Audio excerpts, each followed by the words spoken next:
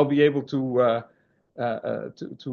set the scene and to recall the instruments we have, which is quite impressive in a way, and let's also see if we use them wisely.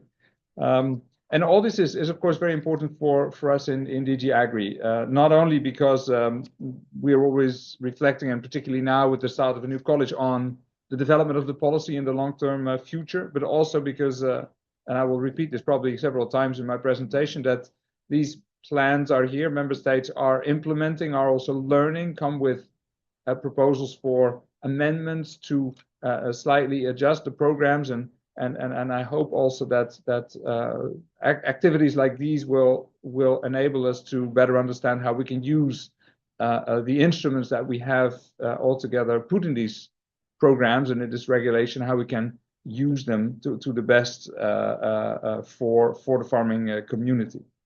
So let's move to the next slide.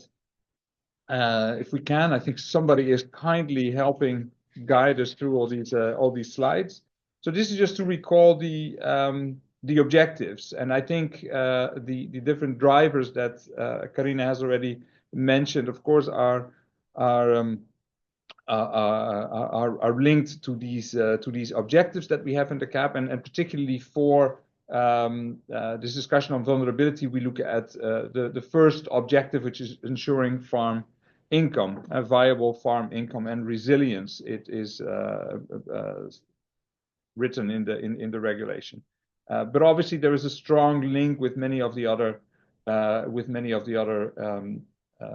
objectives, and that is of course also why we have called on member states in our first assessment of all the strategic plans to ensure the strategic nature of the plans. So these are CAP strategic plans. So taking an assessment, choosing the best combination of instruments to address these objectives. One reflection, and that links back to the last slide that Karina made. We are talking here about viability of farming. The treaty calls on us to ensure that farming is viable, that there is a decent income for the farming community. But obviously, in terms of vulnerability and resilience, farmers are often not only farmers, and their family members or others will be engaged in other activities. So I think we also have to understand that in terms of addressing vulnerability, of course, there's strategies beyond farming, but the treaty and the policy require us really to focus on the economics of farming. And this is also logical. If we want to have food security, if we want to have a vibrant farming community, we need to make sure that there is an economic reason to stay in farming. It needs to be remunerative. So I think it's important to have this reflection. Yes, there are also ways of addressing vulnerability outside of agriculture, but we need to make sure that farming itself is viable. We move to the next slide, please. I think one more click, because this is just to highlight the first one. Yeah, so this is what I said about strategic programming. So this is just to recall all the work that many of you in the member states, several member state representatives are around the table today, did in terms of doing a SWOT analysis of the state of play in the member states. This was done before the programs, of course, were established. In identification of needs and priorities, intervention strategies were designed. Particularly then all the detailed interventions were created, and targets for result indicators were established. Result indicators, very important to keep track of the policy. I think this whole intervention logic that will remind many colleagues of all the work that went into preparing these strategic plans. And now later this winter, in the second half of February, we'll be studying the performance review reports of the member states. And it's so important because what we need to do and why we have created this system is because we want to have a performance policy. We want to make sure that we're able to measure and see what is going on. We want to be able to showcase also what we have done in terms of supporting farmers, in terms of putting new farmers into business in a good way, in terms of transforming the way farming is happening in particular areas.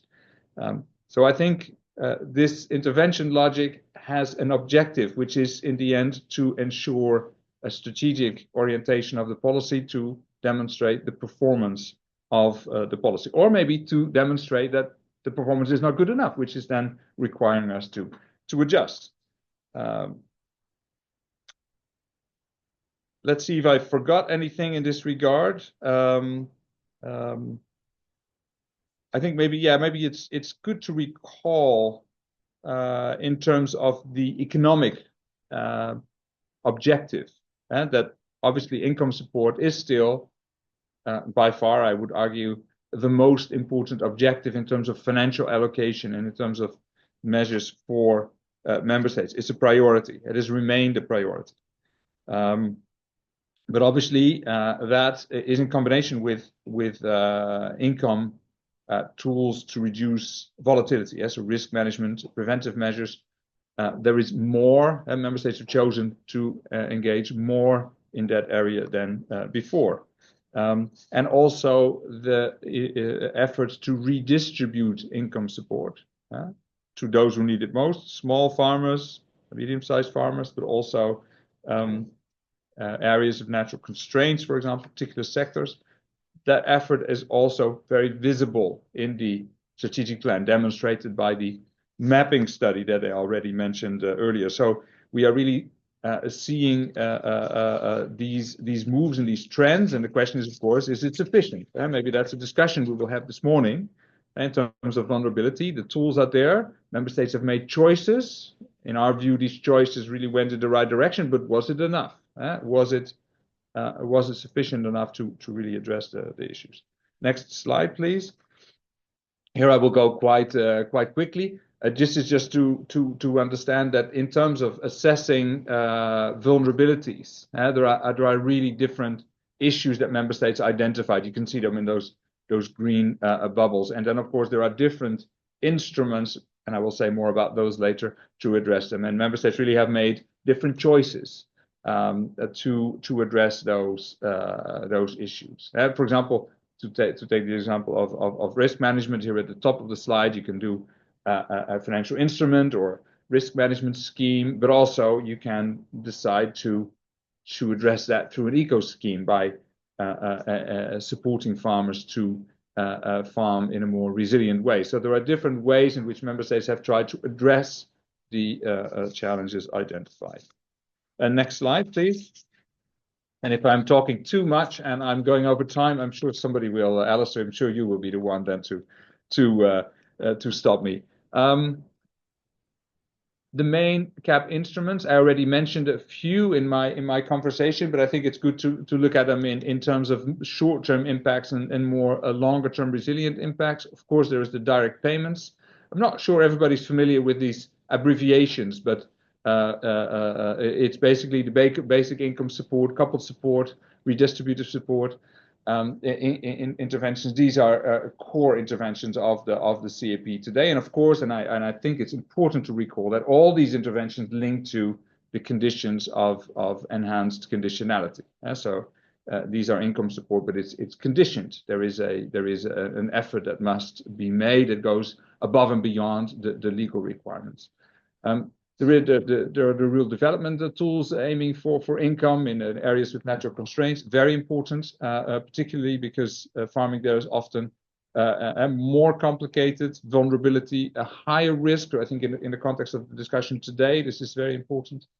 Risk management tools, also the particular support for example, farming in the Natura 2000 areas, additional support schemes are available for that.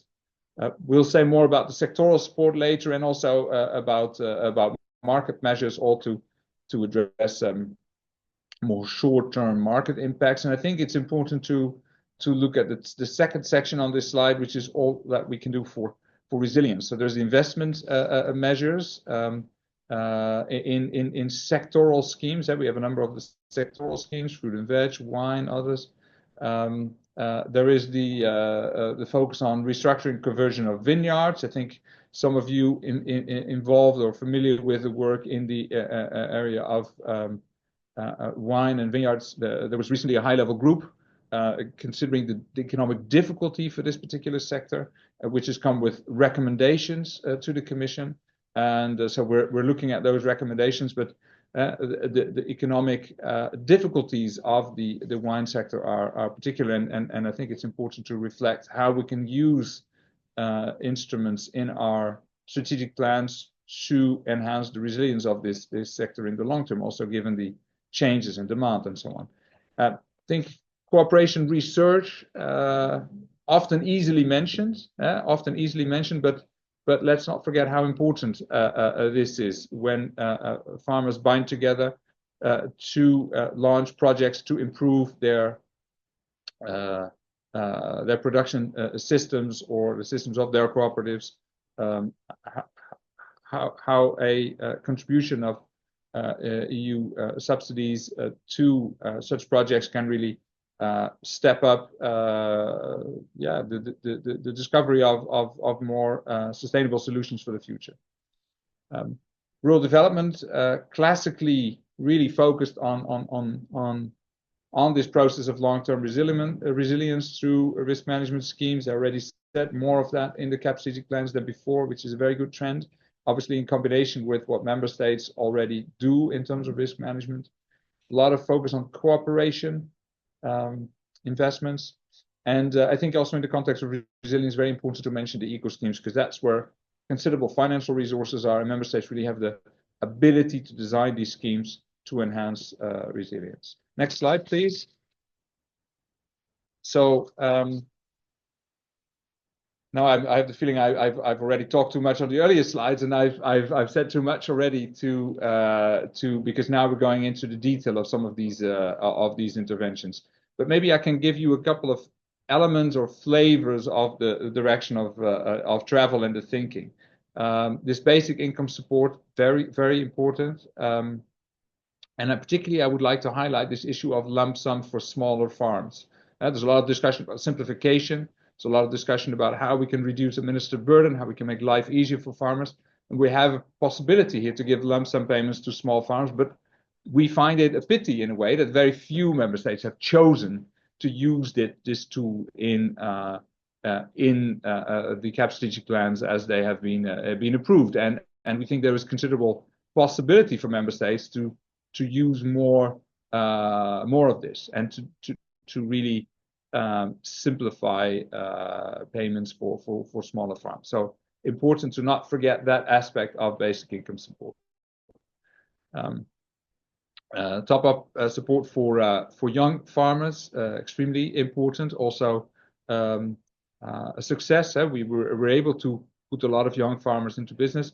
And many of you will have listened to our new commissioner, Hansen, who really is focused on generational renewal as a core element of how he sees the work ahead. He said this in the AGRI Food Days in December, and I believe this is going to be a core element of his mandate, of his thinking, how to ensure what we call generational renewal in agriculture. So support for young farmers is key, but also not just these top-up payments, but a wider approach to how we can create the conditions that make it attractive for young farmers to start. And I guess looking at the title of the thematic group, economic vulnerability of farming, that is not necessarily advertisement for young farmers to step in. So I think we also have to reflect on, if this is such an issue, how can we help young farmers really to start? Because I think economically vulnerable sector is not necessarily where you want to spend your life. So this is maybe at the core of the discussions this morning. Coupled support key for a number of sectors, particularly those challenged competitively, sustainably, linked to quality. So let's not forget that the opportunities also of this scheme, and eco schemes are key, but also and not just for short-term environmental actions, but also for the longer term resilience program. Next slide, please. We go now to sectoral support. Some of you with a long memory will remember that these were the sectoral schemes that came out of the common market organizations for the different sectors, and we have tried to integrate and merge the different programs over the last number of years. So these sectoral schemes are now part of our strategic plans. But I think it's very important to think also in terms of sectors and not only to think horizontally. Support for agriculture, we need to think about the economic challenges of specific subsectors and what we can do for them. And that is also what the strategic plan regulation enables us to do, enables member states to do. Besides a number of programs for specific sectors, I already mentioned wine, fruit and vegetables, but also, for example, apiculture or olive oil. Member states have the possibility to design specific schemes for other sectors. And some member states have indeed chosen that possibility. We see here considerable focus on investments, particularly for food and veg programs. Research, I already mentioned the importance of that. There is also some ring fencing for that. So we channel some of the funding in those directions.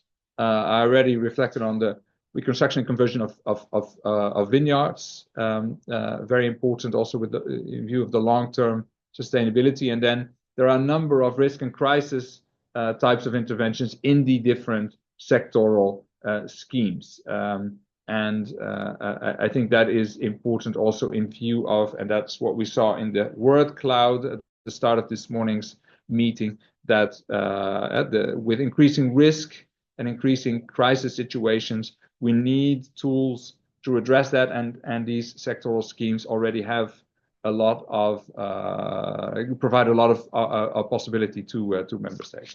Next slide, please.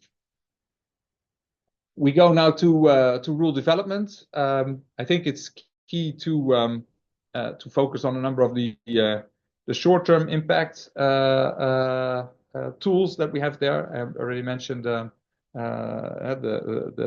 ANC payments, for example, which are key. The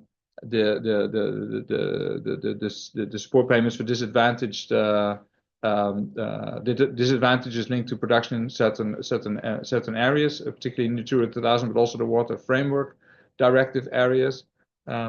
Not so widely used, I would say, in the strategic plans, but let's keep those strongly in mind, because they, I think, are very important tools that we have, and also going forward, these may be important. Trying to say things that I haven't said before, but I think I have covered most of the instruments already. I haven't spoken a lot about the environment and climate measures, the AECM, another nice abbreviation, which you see close to the bottom of the slide. I think here we have eco schemes and these agricultural, agri-environment climate measures that are both doing similar, financing similar practices on farm to support farmers in observing practices that are better for climate, environment, animal welfare also. And it's important to underline, particularly for these AECM measures, they are multi-annual, can really help with long-term certainty and long-term resilience of farms. Next slide, please.